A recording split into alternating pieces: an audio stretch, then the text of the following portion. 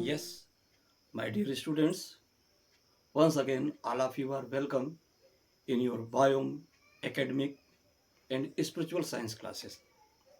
Dear students, आज class 9th के tissue वाले चैप्टर से सबसे पहले हम उस बच्चे को धन्यवाद देना चाहेंगे जिसने एक छोटी सी गलती की तरफ मेरा ध्यान आकर्षित किया। बेटा very very thanks to you. कहा जाता है ना, गलती करना ये मानवीय भूल है, लेकिन स्वीकार कर लेना यह एक मानवीय सभ्यता है और उसे जीवन में अनुकरण कर लेना यह संस्कार होता है, लेकिन उस पर लड़ पड़ना यह दुर्व्यवहार होता है, यह मानवीय असभ्यता होती है। तो मेरे बेटे ने हिंट किया था कि सर, जब आप एनिमल टिश्यू और प्लांट टिश्यू में डिफरेंस बता रहे थे तो वहाँ पर एक पॉइंट था मेंटेनेंस में एक कंज्यूम्ड एनर्जी। हाँ, तो बेटा उस वहाँ पर क्या थोड़ा सा गलती हुई है, जो एनिमल सेल हैं उनको मेंटेन करने के लिए जो एनर्जी कंजम्पशन का जो रेट है वो प्लांट टिश्यू से हाई होता है, और मैंने वहाँ पे गलत लिखवा दिया था, वहाँ पर उसको लेस लिखवा दिया था और प्लांट का हाई दिखा दिया था। तो बेटा वहाँ पे उस करेक्शन को आप कर लीजिएगा। दूसरी चीज़, आपको एक चीज़ और बताना चाहते हैं, हमने कल आपको टिश्यू वर्ड को किसने दिया पहले लेक्चर में, ये आपको बताया, क्या बताया? Marie, François, Jacob Bichat, Xavier Bichat. ठीक है, तो फादर तो आप जान गए, ये उसके फादर भी हैं, लेकिन मदर कौन है पूछा जा सकता है। प्लांट टिश्यू का मदर कौन है? तो ध्यान रखिएगा, मदर दो हैं। प्लांट टिश्यू की मदर अलग है और एनिमल टिश्यू का मदर अलग है। कौन? प्लांट टिश्यू की मदर मेरिस्टेम होती है और एनिमल टिश्यू की मदर स्टेम सेल होती है। Yes thanks. यस, अब आइए थोड़ा सा पॉइंट पर। आज हम लोग अपने इस चैप्टर में प्लांट टिश्यू पर फोकस करेंगे। तो प्लांट टिश्यू क्या होता है बेटा? प्लांट टिश्यू क्या होता है? The group of eukaryotic plant cells that is similar in structure and function are known as plant tissue. ये जो प्लांट टिश्यू होते हैं, ये प्लांट टिश्यू दो प्रकार के होते हैं। एक है मेरिस्टेमेटिक प्लांट टिश्यू और दूसरा है परमानेंट प्लांट टिश्यू। अब हमें जानना है कि मेरिस्टेमेटिक प्लांट टिश्यू और परमानेंट प्लांट टिश्यू है क्या और दोनों में डिफरेंस क्या है। तो बेटा मैंने इस ढंग से बनाने का प्रयास किया है ताकि एक ही पॉइंट से आप दो टारगेट को क्या कर सकें, सेट कर सकें, दो टारगेट को आप क्रैक कर सकें। तो यदि हम मेरिस्टेमेटिक टिश्यू के कैरेक्टर को जाने, यानी मेरिस्टेमेटिक टिश्यू होता क्या है? मेरिस्टेमेटिक टिश्यू वो है जिसमें ये कैरेक्टर्स हैं, जिसके सेल में ये कैरेक्टर हैं वही मेरिस्टेमेटिक टिश्यू होगा। आपकी सुविधा के लिए मैंने एक फॉर्मूला इजाद किया है, आपकी सुविधा के लिए। विनिड अगर ये आपको याद रहे तो आप क्या करेंगे, मेरिस्टेमेटिक टिश्यू के कैरेक्टर को इजीली लिख सकते हैं, बिना भूले लिख सकते हैं। यहां पर डी, विनिड में जो डी वर्ड है, D defines dividing cells. D ये बताता है वह सेल, वह टिश्यू जिसके सेल्स हमेशा डिवाइड हो रहे हों। आई ये बताता है कि ऐसे सेल्स के ग्रुप जिसमें सभी सेल आइसोडायमेट्रिक हों, यानी सभी सेल का रेडियस एक जैसा, एक बराबर हो, आइसोडायमेट्रिक हो। यह रिफर करता है nucleus dark and large, the tissue which cells nucleus are dark and large in size. And I refers to ICS. ICS means होता है इंटरसेलुलर स्पेस, इंटरसेलुलर स्पेस। तो वो टिश्यू जिसके सेल्स के बीच में इंटरसेलुलर स्पेस क्या होता है, अब्सेंट होता है, नहीं होता है। और V for vacuole, the cell in which vacuoles are also absent. ठीक, ऐसे सेल वाले टिश्यू के ग्रुप को हम मेरिस्टेमेटिक टिश्यू कहेंगे या कहा जाता है।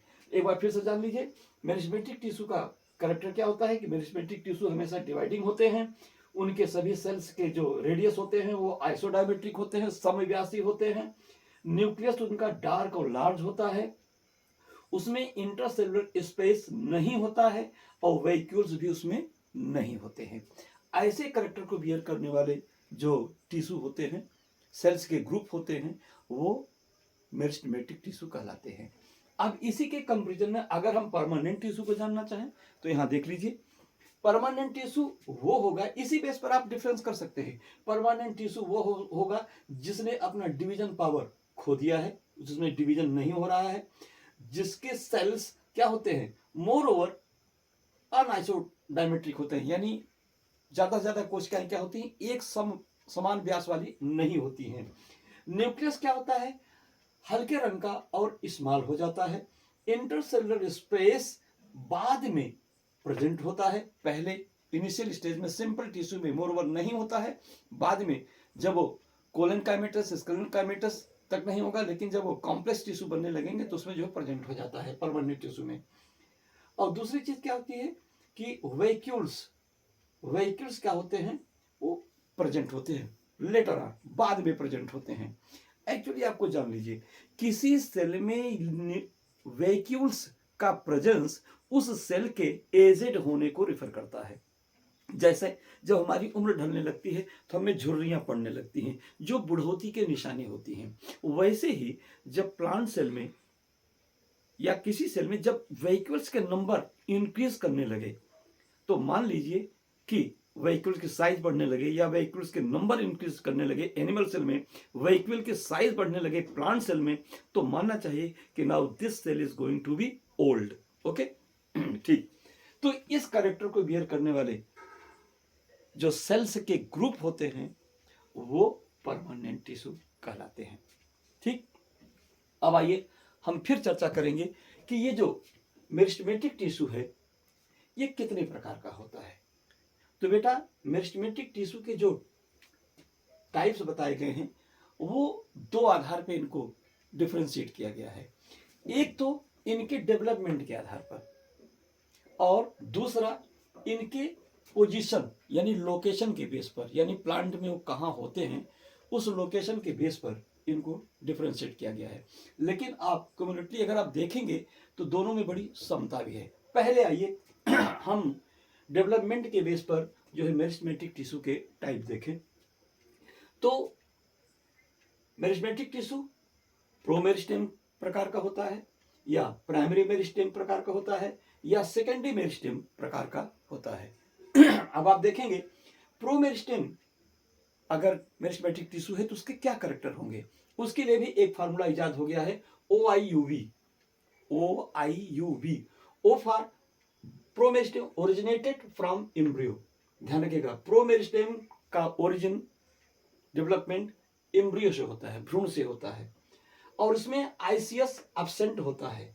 यह अनडेवलप्ड होता है, U for undeveloped and V for vacuoles absent.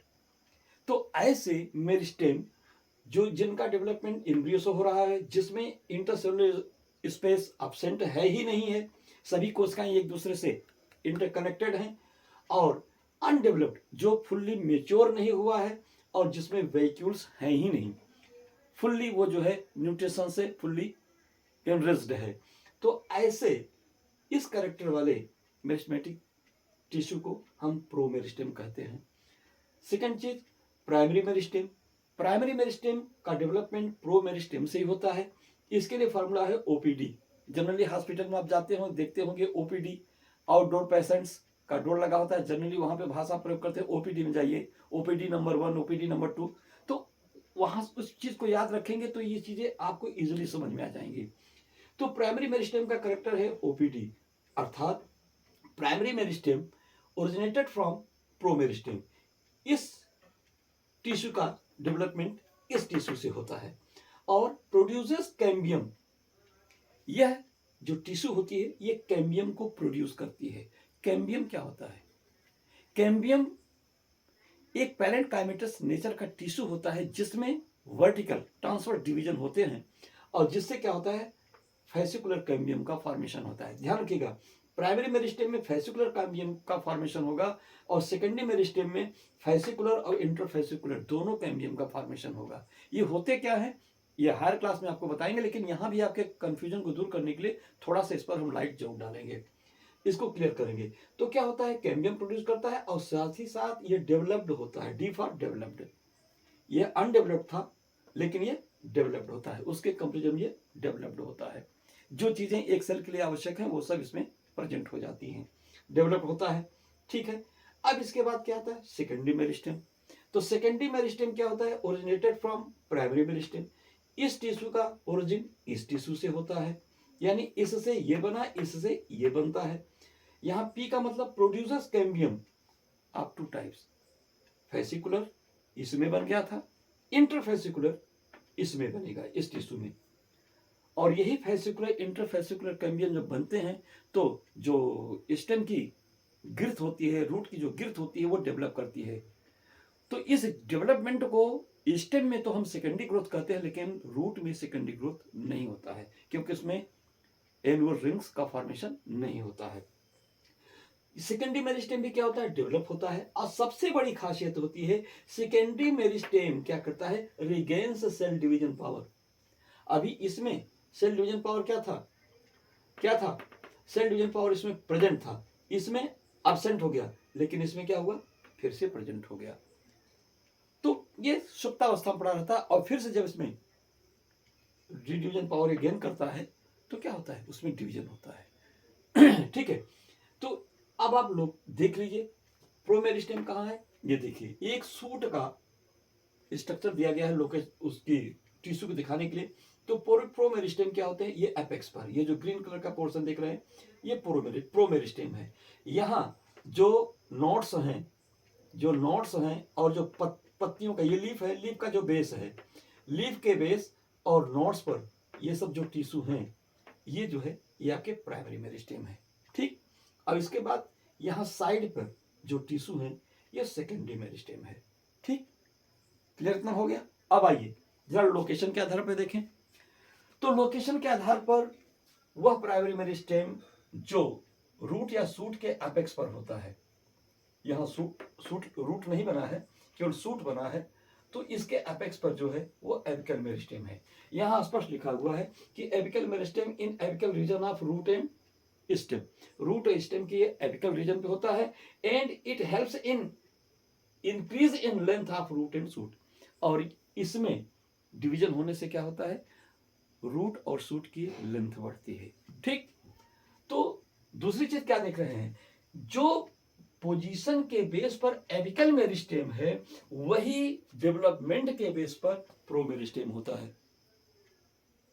Clear हो जाइए, पोजीशन के आधार पर जो एपिकल मेरिस्टेम होता है डेवलपमेंट के बेस पर वही प्रोमेरिस्टेम होता है। जो ये करेक्टर है वही ये करेक्टर, यानी इसका करेक्टर ये भी है और वो भी है। ये करेक्टर है, वो फंक्शन हो गया। दूसरा ये देखिए इंटरकैलरी मेरिस्टेम।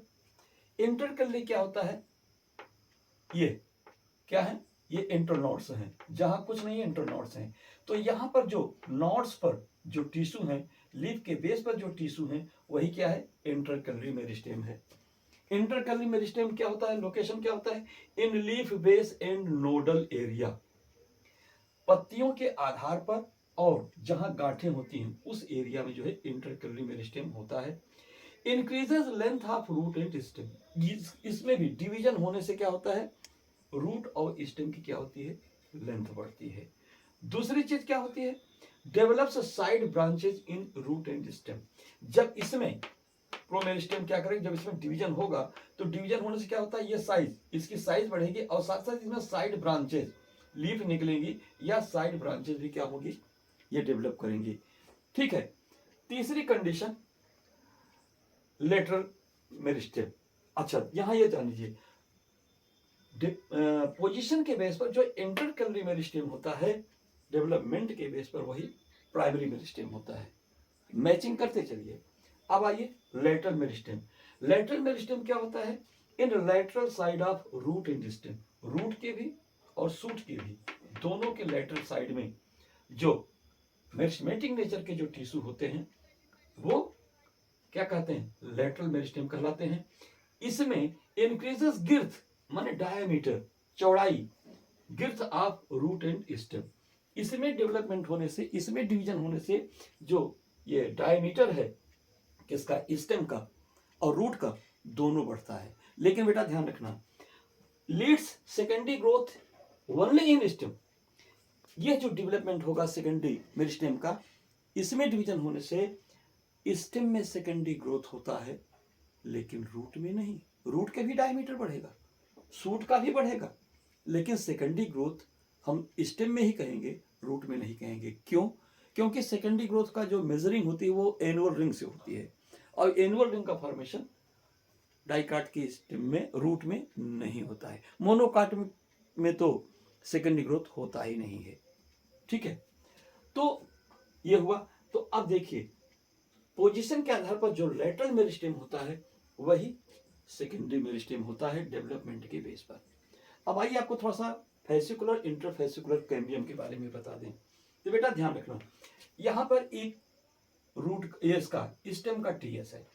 स्टेम के टीएस में यहाँ देखिए ये क्या है, ये वेस्कुलर बंडल है। ऊपर ब्लू कलर वाले जो है जाइलम है, नीचे रेड कलर वाले क्या है, ऊपर के ब्लू कलर वाले फ्लोएम है, नीचे के रेड कलर वाले जाइलम है। कभी कभी कंडीशन ऐसी होती है, ये वेस्कुलर बंडल है, यहाँ पर नीचे जाइलम है, ऊपर फ्लोएम है। ठीक है, यह वेस्कुलर बंडल कैसा कहलाएगा, ये फूड का कंडक्शन करेगा या वाटर का कंडक्शन करेगा। कभी कभी क्या होता है कि इस बंडल के बीच में जब कैम्बियम टिश्यू नहीं होता है तो इस बंडल को क्लोज वेस्कुलर बंडल कहा जाता है। लेकिन जब कभी इसके बीच में, इन दोनों टिश्यूज के बीच में, और कंजॉइंट भी कहा जाएगा क्योंकि दोनों जाइलम और फ्लोएम ये जो टिश्यू है क्या है, एक दूसरे से जुड़े हुए हैं, कंजॉइंट है और क्लोज है। लेकिन जब कभी यहां पर कैम्बियम का डेवलपमेंट हो जाता है, कैम्बियम सेल्स क्या होते हैं, जब कहीं भी आप देखेंगे कैम्बियम सेल की खासियत क्या होती है कि एक सेल के ठीक नीचे दूसरे सेल होता है और इनके सेप्टा एक दूसरे के क्या होते हैं, वर्टिकल होते हैं, ये कैम्बियम। तो ये कैम्बियम जब डेवलप हो जाता है तब यह वेस्कुलर बंडल क्या होता है, यह वेस्कुलर बंडल ओपन हो जाता है। तो अब इसको ओपन कहेंगे। तो जाइलम और फ्लोएम के बीच में जो वेस्कुलर बंडल होता है वो क्या है, वो फेसिकुलर कैम्बियम है। क्या है, फेसिकुलर कैम्बियम। लेकिन यही कैम्बियम जब डेवलप करके दो वेस्कुलर बंडल के बीच में भी डेवलप करके यहां भी डेवलप हो जाता है तो इस बीच वाले को इंटरफेसिकुलर कैम्बियम कहते हैं, जो सेकेंडरी मेरिस्टेम के द्वारा किया जाता है।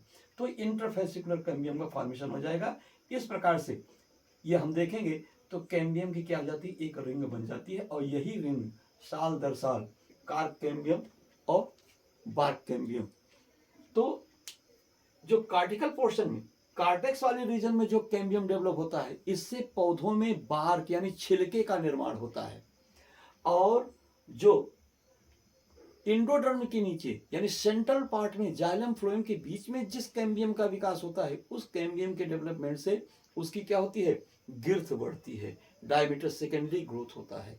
ठीक है, तो यहां तक जान लीजिए डियर स्टूडेंट्स, इसका आप स्क्रीनशॉट ले लीजिए। और ठीक अभी इसी के साथ इसी लेक्चर में हम लोग परमानेंट टिश्यू के बारे में भी स्टडी करेंगे। ठीक है, ओके। दिया स्क्रीनशॉट लेने के लिए और पूरा जो है स्क्रीन ही बदल गया। अरे यार कैसे तुम लोग स्क्रीनशॉट लिए कि पूरा मटेरियल ही चेंज हो गया।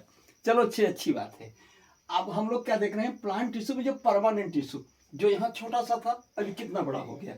आइए, तो मुझे उम्मीद है कि अब इस लेक्चर में प्लांट टिश्यू कवर हो जाएगा। ठीक है, अब आप लोग थोड़ा ध्यान दीजिए। तो ये जो परमानेंट टिश्यू होता है उसका कैरेक्टर आपको मालूम होना चाहिए। सबसे पहली चीज, परमानेंट टिश्यू वो टिश्यू होता है जिसके सेल्स में डिवीजन पावर नहीं होता है, जो क्या करता है, जिसमें इंटरसेलुलर स्पेस थोड़ी बहुत मात्रा में प्रेजेंट हो जाता है, जिसका न्यूक्लियस हल्का लाइट कलर का हो जाता है और थोड़ा स्मॉल हो जाता है, जिसकी कोशिकाएं एक ही व्यास वाली नहीं होती, थोड़ा सा डिफरेंशिएशन के कारण थोड़ा सा बड़ी या छोटी हो जाती हैं। क्यों? ऐसा उसके फंक्शन, स्पेसिफिक फंक्शन के कारण होता है। तो आइए, परमानेंट टिश्यू डिफिनेशन आप क्या करेंगे, the group of cells that are made by permanent cells. ठीक है, अब परमानेंट टिश्यू में सिंपल टिश्यू को आप क्या कैसे डिफाइन करेंगे? तो सिंपल परमानेंट टिश्यू वो होगा the permanent tissue the cells of undivisible cells that is simple in structure but cumulatively responds one function। तो कहने का मतलब अस्थायी कोशिकाओं, विभाजित न करने वाली कोशिकाओं का वह समूह जो अपनी संरचना और कार्य में एक समान हो, उनको सिंपल टिश्यू कहेंगे। तो सिंपल टिश्यू वो होते हैं जो सीधे मेरिस्टेमेटिक टिश्यू से ही बनते हैं। फर्क केवल ये होता है कि उसमें डिवीजन पावर लॉस हो जाता है, खत्म हो जाता है।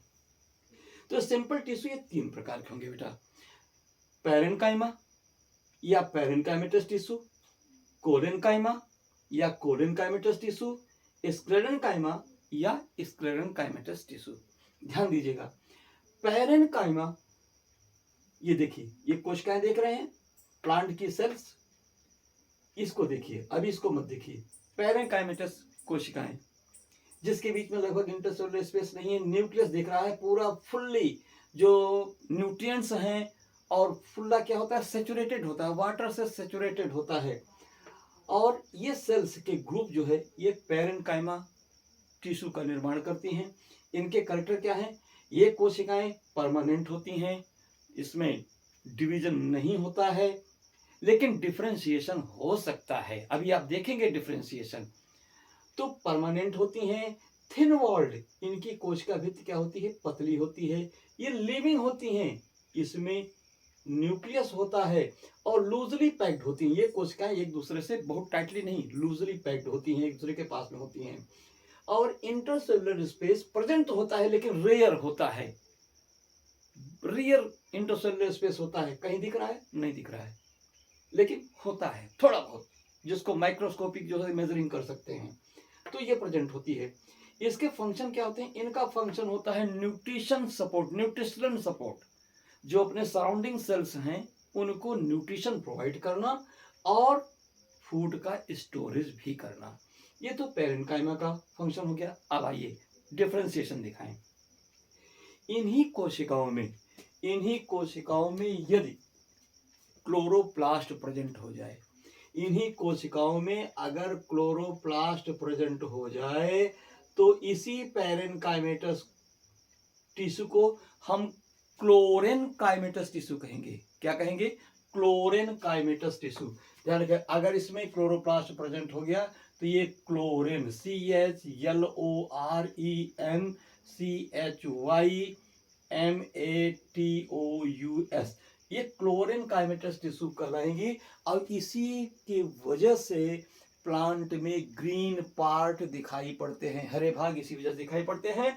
और यही क्लोरोप्लास्ट ही है जो फोटोसिंथेसिस में पार्टिसिपेट करता है, भाग लेता है। ठीक है, तो ये chlorenchymatous. By the way, aquatic plants में यही जो पैरेन्काइमेटस कोशिकाएं हैं वो स्पंजी हो जाती हैं, यानी इस प्रकार से स्पंजी हो जाएंगी। इनके बीच बीच में बहुत ज़्यादा क्या होता है, एयर कैविटी का फॉर्मेशन हो जाता है।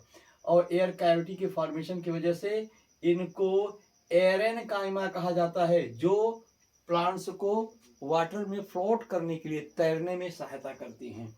ठीक है, दूसरी चीज ध्यान से सुनिए, एक बात पहले आप जान लीजिए, यहाँ पे मैं लिखा वही हूँ जो आपके 9th स्टैंडर्ड का है, लेकिन बोलते समय कुछ स्टैंडर्ड आपका बढ़ा के बोलूंगा। ठीक है, तो ये हो गया। अब आइए कोलेनकाइमा। तो कोलेनकाइमा क्या होता है? ये पैरेन्काइमा की कोशिकाएं जब समय बीतने लगता है तो उसमें मेटाबॉलिक एक्टिविटी होती है, जीने के लिए जैविक प्रक्रिया होगा, जो भोज्य पदार्थ उसमें आता है उसका मेटाबॉलाइजेशन होता है, एनाबॉलिज्म होगा, कैटाबॉलिज्म होगा, जिसके कारण उस प्लांट के साइटोप्लाज्म में, सेल के साइटोप्लाज्म में कुछ कार्बोहाइड्रेटिव वेस्ट प्रोडक्ट्स का फॉर्मेशन हो जाता है। और वो वेस्ट प्रोडक्ट्स होते हैं, कौन कौन होते हैं? वो होता है, यहाँ देखिए, पेक्टिन होता है और लिग्निन होता है, एक और होता है सुवेरिन। सुवेरिन की थिकनिंग कहाँ होती है? ये जो वेस्कुलर बंडल है, वेस्कुलर बंडल के सराउंड्स, जो एंडोडर्म होता है, ड्रम शेप्ड, उस एंडोडर्म में वो स्टेप्स बनते हैं जिससे जाइलम में आया हुआ वाटर बाहर निकल करके कॉर्टिकल जोन में न जा पाए। ये उनका फंक्शन होता है। यहाँ पे दो का मेन फंक्शन है, पेक्टिन और लिग्निन का। तो कोलिन काइमेटस क्या होता है, जब इसमें लिग्निन का फॉर्मेशन, किसका, पेक्टिन का फॉर्मेशन होने लगता है, तो ये पेक्टिन क्या होता है, ये पेक्टिन यहाँ पे कॉर्नर पे आकर के जमने लगता है। यहाँ देखिए जो ब्लू ब्लू कलर का यहाँ थिकनिंग दिखाई पड़ रहा है, डिपोजिशन, यह किसका है, ये आपकी पेक्टिन की थिकनिंग है। और पेक्टिन की थिकनिंग की वजह से बाकी क्या होता है, सेल में थोड़ी हार्डनेस आ जाता है, लेकिन उतना भी नहीं, यह हार्ड होते हुए भी क्या होता है, फ्लेक्सिबल होता है, लचीला होता है, लचीलापन इसमें रहता है। तो ऐसे टिश्यू जिसके सेल के कॉर्नर में पेक्टिन का डिपोजिशन हो जाता है, ऐसे सेल्स के ग्रुप को हम कोलिन काइमा या कोलिन काइमेटस टिश्यू कहते हैं। ठीक है, इनके कैरेक्टर क्या हैं, ये टिश्यू के, इस टिश्यू के सेल भी क्या होते हैं, लिविंग होते हैं, न्यूक्लिएटेड होते हैं, देख ही रहे हैं न्यूक्लियस यहाँ प्रेजेंट है, इलांगेटेड, कुछ तन करके लंबे होते हैं, इरेगुलरली थिकनिंग एट कॉर्नर्स, इसके कॉर्नर्स पर अनियमित प्रकार से क्या हो जाता है, पेक्टिन का जमाव हो जाता है। ठीक है, पेक्टिन के जमाव के कारण क्या हो जाता है, इरेगुलर थिकनिंग हो जाती है। और वेरी लिटिल आईसीएस, जहां कॉर्नर है, जहां पे थोड़ा सा इंटरसेलुलर स्पेस होने की चांसेस हैं, वहीं पर तो क्या हुआ, पेक्टिन का डिपोजिशन हो गया, तो इंटरसेलुलर स्पेस आपको कहां से दिखेगा, अर्थात न के बराबर होता है। इनका फंक्शन क्या होता है, ध्यान रखिएगा, occurs in bending part of stem, ये जो टिश्यू होता है कोलिन काइमेटस, यह प्लांट्स के जो लचकदार झूलते हुए भाग होते हैं तने के, स्टेम के, उसमें पाया जाता है। और लीफ में, लीफ की टहनियों में, ट्विंग्स में, जो क्या होती हैं, अपने पत्तियों से, अपने ब्रांच से अटैच होकर के झूलती रहती हैं, तो उस स्ट्रिंग में ये टिश्यू पाया जाता है। साथ ही साथ जो लौकी है, कुमड़ा है, नेनुआ है, इसका जो क्लाइंबर होता है, क्लाइंबर माने जमीन पर लेट करके या किसी आधार से लटक करके बढ़ने वाला स्टेम, उसमें ये क्या होता है, ये कोलिन काइमेटस टिश्यू मोर ओवर ज्यादा से ज्यादा पाया जाता है। ठीक है, और ये प्लांट के पार्ट को जहां भी होता है उसको मैकेनिकल सपोर्ट, यांत्रिक शक्ति प्रदान करता है। अब आइए स्क्लेरेन्काइमा, तो स्क्लेरेन्काइमा क्या होता है, ध्यान रखिएगा, ये लिविंग है, ये लिविंग है, लेकिन स्क्लेरेन्काइमा, ये आपको स्क्लेरेन्काइमा टिश्यू का स्ट्रक्चर दिखाया जा रहा है, ट्रांसफर सेक्शन, ये भी ट्रांसफर सेक्शन है, ये भी ट्रांसफर सेक्शन है, ये भी ट्रांसफर सेक्शन है, अनुप्रस्थ काट। तो इसके कैरेक्टर क्या होते हैं, सबसे पहली चीज ये आप देख रहे हैं, इसमें न तो न्यूक्लियस है, न तो साइटोप्लाज्म है, कुछ भी नहीं है, अर्थात ये डेड होते हैं। लेकिन ध्यान रखिएगा, शुरू में ये डेड नहीं होते हैं, शुरू में ये डेड नहीं होते हैं। एक चीज को आप ध्यान रखिएगा, जब लिग्निन की थिकनिंग होने लगती है तो पहले कॉर्नर पे, ये कॉर्नर पे नहीं जमा होते, ये पूरे इनर वॉल के, पूरे इनर वॉल पर ये इनकी थिकनिंग शुरू होती है। और अभी क्या है, अभी आप देख रहे हैं यहाँ पर अभी पोर का फॉर्मेशन है, इसके बीच में भी कुछ स्पेस है। तो जब तक यह गुंजाइश रहेगी, इसमें थिकनिंग का कंप्लीट डिपोजिशन नहीं होगा, तो इस सेल के जो साइटोप्लाज्मिक कंटेंट्स हैं वो एक सेल से दूसरे सेल में इसके थ्रू आ जा सकेंगे। और जब तक ये आते जाते रहेंगे तब तक ये सेल क्या होगी, जिंदा रहेगी। लेकिन जब यही थिकनिंग इतना ज्यादा हो जाए कि पूरा का पूरा इनर वॉल इसका क्या हो, पैक्ड हो जाए, जब पैक्ड हो जाएगा तो ये सेल क्या हो जाएगी, ये सेल, इसमें परमेबिलिटी इसकी खत्म हो जाएगी और ये सेल क्या हो जाएगी, मर जाएगी। ठीक है, मर जाएगी, और मरने के बाद इसके जो इनर कंटेंट्स होंगे, इसमें प्लाज्मोलिसिस की क्रिया होगी, वो जो बाहर जाकर के ये थर्ड टर्शियरी वॉल का फॉर्मेशन कर लेंगे और ये पूरी की पूरी टिश्यू बहुत हार्ड हो जाएगी। तो इसका कैरेक्टर क्या हुआ, कैरेक्टर यह है कि ये टिश्यू, इस टिश्यू के सेल्स क्या होते हैं, डेड होते हैं, लॉन्ग होते हैं, लंबे होते हैं, एंड नैरो होते हैं, सकरे होते हैं, लंबे होंगे, सकरे होंगे। क्यों, due to thickening of lignin, lignin के जमाव के कारण ऐसा होगा। इंटरसेलुलर स्पेस इसमें एब्सेंट होता है। क्यों एब्सेंट होगा? क्योंकि जहां पर इंटरसेलुलर स्पेस होगा उसमें तो पूरा का पूरा क्या हो जाएगा, लिग्निन से वो फिलअप हो जाएंगे। ये मिलते कहाँ हैं? आकर्स इन स्टेम अराउंड वेस्कुलर बंडल। जो जाइलम फ्लोएम का बंडल होता है उसके चारों तरफ एक लेयर या दो लेयर या चार लेयर इसकी क्या होती है, स्क्लेरल काइमेटस टिश्यू का होता है, जो क्या होते हैं उसको मैकेनिकल सपोर्ट प्रोवाइड करते हैं। इन वेन्स ऑफ लीफ, पत्तियों में जो नसें होती हैं, रिप्स, उसमें भी क्या होते हैं, ये स्क्लेरल काइमेटस टिश्यू होते हैं। इन सीड कोट इन नट्स, नट और बीजों के जो छिलके होते हैं उसमें ये होते हैं। इन हस्क, हस्क माने रेशा ऑफ कोकोनट, कोकोनट की जो जटा होती है, जो फाइबर होता है, वो भी स्क्लेरल काइमेटस से बना होता है। आपने कभी पियर्स खाया है? नाशपाती खाते समय आपको लगता है जैसे कि बालू का, इसमें बालू के कुछ पार्टिकल्स मुंह में चले गए हैं। वो बालू नहीं होते हैं, वो उसमें प्रेजेंट स्क्लेरल काइमेटस क्या होते हैं, स्क्लेरल काइमेटस स्क्राइड्स होते हैं, वो जो हमारे मुंह में जाकर के हमको ये सैंड पार्टिकल का फीलिंग दिलाते हैं। ठीक है, इनका फंक्शन क्या होता है? ये प्रोवाइड्स मैकेनिकल सपोर्ट, पौधों को यांत्रिक शक्ति प्रदान करते हैं। बेटा ध्यान रखना, प्लांट्स में जब इस टिश्यू की अधिकता हो जाती है तो जो मर्चेंट, जो यानी जो व्यापारिक प्लांट की कटाई करते हैं, जो व्यापारिक मुद्दे से आर्थिक रूप से क्या होता है, पौधे की कीमत तब बढ़ जाती है जब इस टिश्यू की संख्या उस प्लांट में ज़्यादा हो जाती है। यानी कहते हैं कि पौधा पक गया है, अब ये स्ट्रॉन्ग होगा, मजबूत होगा, इसकी लकड़ियाँ जो है टिम्बर यानी ये क्या कहते हैं, घरेलू सामानों को बनाने में जो है इसकी उपयोगिता बढ़ जाती है। ठीक है, तो ये आपके जो है ये सिंपल परमानेंट टिश्यू के प्रकार हुए। ठीक है, अब आइए कॉम्प्लेक्स परमानेंट टिश्यू। तो कॉम्प्लेक्स परमानेंट टिश्यू का पहले डिफिनीशन आप ध्यान रखिएगा। जटिल या complex permanent tissue are the tissue that is made by different size shape types of cells, means permanent complex tissue is the tissue group of cells of different size and shape but oriented for a particular function। संरचना तो भिन्न भिन्न होगी, लेकिन भिन्न भिन्न संरचना होने के बावजूद भी वो सब मिलकर के किसी एक ही कार्य को पूरा करेंगे।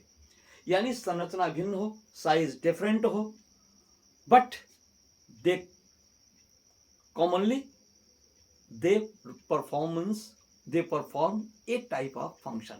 अगर एक ही प्रकार के कार्य कर रहे हैं वो भिन्न भिन्न कोशिकाओं के समूह, तो ऐसी समस्त कोशिकाओं के समूह को हम एक कॉम्प्लेक्स टिश्यू कहेंगे। तो बेटा ध्यान रखो, प्लांट में कॉम्प्लेक्स टिश्यू मोरबट जो सबसे ज्यादा जानी जाती है वो दो प्रकार की होती है। अदरवाइज कॉम्प्लेक्स टिश्यू में तो लैटेक्स सेल्स और लैटेक्स वेसल भी आते हैं जो दूध वाले पौधों में होता है, लेकिन उसको हमको इस स्टैंडर्ड तक नहीं पढ़ना है। हमको कॉम्प्लेक्स टिश्यू में जाइलम टिश्यू और फ्लोएम टिश्यू पढ़ना है। सबसे बात आप जान लीजिए, जाइलम टिश्यू वो टिश्यू होता है जो जाइलम से जल, जो जल का कंडक्शन करता है, जड़ों से पौधों की पत्ती अग्रस्त भाग तक जो जल का संवहन करता है, उस टिश्यू को हम जाइलम टिश्यू कहते हैं। ये एक कॉम्प्लेक्स टिश्यू है। और पत्तियों में बने हुए भोजन को जो शाखाओं में तथा जड़ों के हर कोशिकाओं तक पहुंचाता है, ट्रांसलोकेशन करता है फूड का, बने हुए फूड का, उसे फ्लोएम टिश्यू कहा जाता है। तो दिमाग में रख लीजिए, xylem supports in conduction of water but phloem supports in translocation of food. Okay, अब आइए, ये जो जाइलम टिश्यू होता है ये भी चार प्रकार की कोशिकाओं से मिलकर बनता है। Xylem parenchyma, xylem tracheids, xylem vessels, xylem fibre.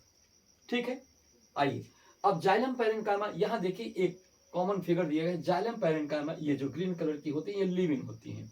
Xylem ट्रकीट्स dead होता है। यहाँ पे देखिए इसके अंदर साइड में क्या है, लिग्निन की थिकनिंग है और ऊपरी निचली भाग क्या है, पूरा टेपर्ड है, एकदम सकरा है और नुकीला है।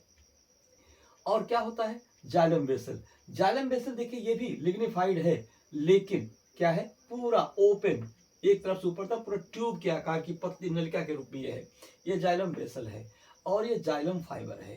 कभी कभी क्या होता है कि इसी जो वेसल है, जब वेसल में लिग्निन की थिकनिंग बहुत ज्यादा हो जाती है, कंप्लीटली ये लिग्निफाइड हो जाता है, तब यही क्या होता है, यही वेसल ही क्या होता है, फाइबर में कन्वर्ट हो जाता है।